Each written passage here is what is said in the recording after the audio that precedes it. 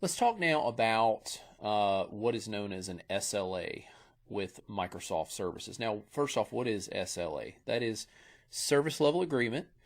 And a service level agreement is a agreement between a service provider and its customers. Now, in this case, Microsoft is the service provider, right? And we would be the customers, or our companies would be the customers, right? And it's important for us to understand what kind of what we're getting out of our, as we pay our money each month for licensing or each year, whatever pricing model we've gone with.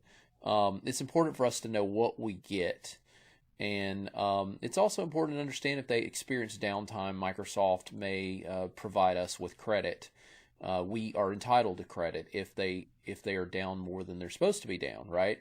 So one of the things we can do here, let's take a look at their service level agreement. And probably the easiest way to do this is to go to a search engine like Google or Bing and just do a search for Microsoft 365 SLA, right? Service level agreement. If you scroll down a little bit, you will see there is an article right here, service level agreement. We're going to click on that article. And then there's a link right here that lets us go and look at all their service level agreements. So we're going to go ahead and click that link. All right.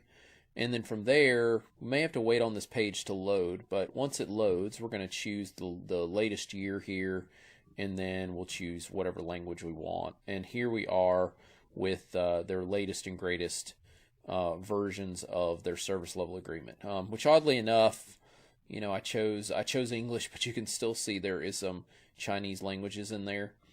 So we may have to do a little extra searching there to find what we're looking for. Didn't quite filter like it was supposed to, right?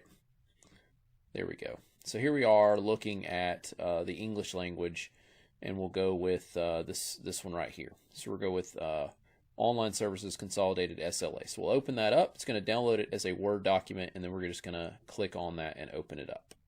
Okay, so now that we've got the document open looking at this service level agreement, you can see it's a pretty large document. But if you scroll down, you can see for different products what the service level agreement is going to provide you. Okay, so it shows you the downtime. They tell you how it's measured, right? And you get Azure credit if they are down longer than they're supposed to be. Most of the period of time you get is going to be based on a 3/9 system. Okay, 3/9, that is 99.9% of the time. All right, and you get a certain amount of Azure credit for if they are down for that period of time, or if it's 2/9, less than 2/9, or 95% of the time. Per whatever service you're looking for here. So you need to kind of scroll down and look. Like if I'm looking at Azure Active Directory, you'll see there's a 3/9 system there. And they give some Azure credit based on that. Now, what exactly is 3/9? What is that exactly are they saying when they guarantee they're going to be up for 3/9? Well, they measure everything on a monthly basis. So actually, if you go over here, let's take a look back at our web browser, and let's do a quick search for high availability. And then let's go to this Wikipedia article on it. And there's a table on this article that shows you what 3/9 is. 3/9 means that they are basically guaranteed not to be down for more than 43.8 minutes a month. And if they are, they will provide credit to your account.